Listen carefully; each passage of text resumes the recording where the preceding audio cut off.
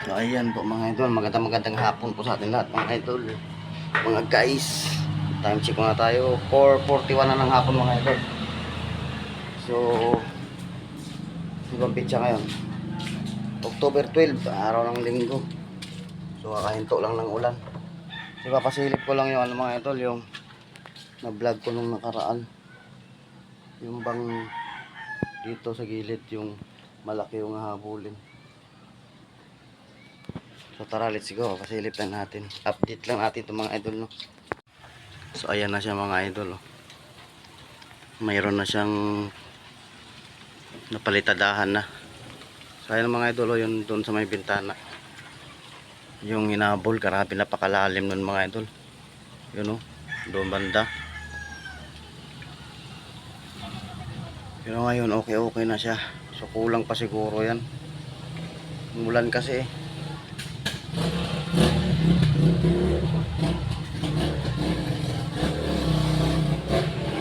Lapitan natin. Yan. So kulang pa. Ayun, oh, sa baba.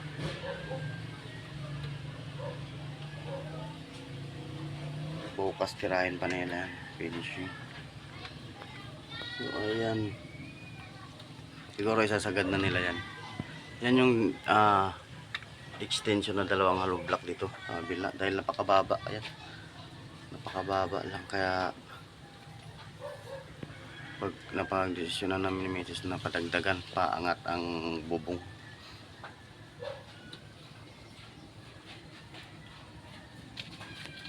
Ayan yung update niya mga idol, no.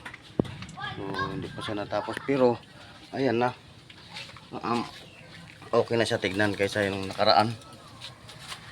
Lalim talaga. So ang pamagat nun ay ang laki ng hahabulin. So ayan na siya. So yung mga idol, no, napasilip na natin yun doon sa kabila. So yung yun dyan banda sa gilid. Ayan. Kulang palang palitada. Siguro papalitadahan pa nila yan. Pati doon sa kabila. No. So dito dalawang patong. Kasi medyo mababa talaga dito eh. No, tingnan mo. Yung bubong namin noon. Oh, ito yung ulo ko. Tapos ayan lang siya. So ngayon, medyo mataas na siya, no. Tsaka mayroon ng ano, nilagyan ng tawag diyan, semi beam. Yung papuntayan doon. Paikot diyan, paikot. Ayan. Hanggang doon sa kabila. Sana nakikita, no. Ayan, doon sa kabila mayroon din yan. So doon naman sa kabila is ano lang siya. Isang patong lang na hollow block kasi medyo mataas din yan diyan eh. Mas maganda na to ngayon mga idol dahil nung dati niyan ano yan eh, yung parang pinatong lang yung kahoy, no, wala siyang pagkapitan. So ngayon tignan niyo mga idol, ayun, no, kung nakikita niyo may mga bakal-bakal yan. So diyan ilalagay yung tubular, pati dito sa kabila. Ayan. Ay, importante talaga mga idol itong bubong. So napakakalat mga idol, oh. Ang laking lilinisin ko nito. Oh, di ba? Sas. Dirty check. Pero ayos lang mga idol dahil madali lang naman maglinis. Dahan-dahan lang. So, importante yung paggawa natin yung bubong. Dahil nakakatakot mga idol kapag yung bagyo-bagyo.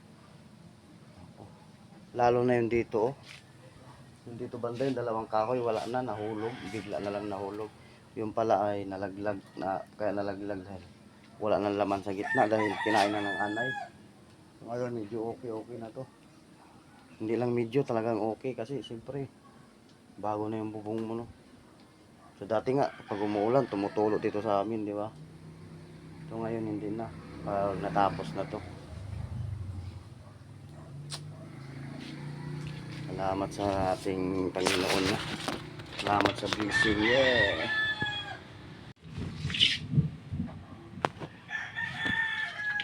Paikutan lang natin sa mga idol, oh, dilim ng panahon.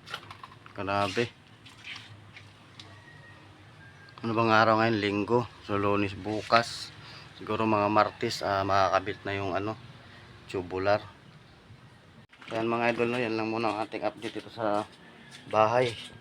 Pamagat nito is makain pamagat nito, nahabol na ang hahabulin. Ayan, maraming salamat po sa inyong suporta mga idol. Pasensya natin, medyo hindi po talaga ako nakakapag back support agad-agad. Kasi nga, medyo mayroon din tayo mga ibang ginagawa. Tulad dito mga to, mga pinagamitan. So, maglilipit na tayo. Diba? So, ayun pa. Kung nakikita nyo, matagas yung tubig. Oh. So, ayusin ko yan ngayon. Sayang yung tubig. Ayan, outro pasok. Outro pasok. Mayroon sana akong intro at saka outro, hindi ko lang ma-download, pinasa ni Idol Jimalin. Nandito sa messenger ko, hindi ko ma-upload.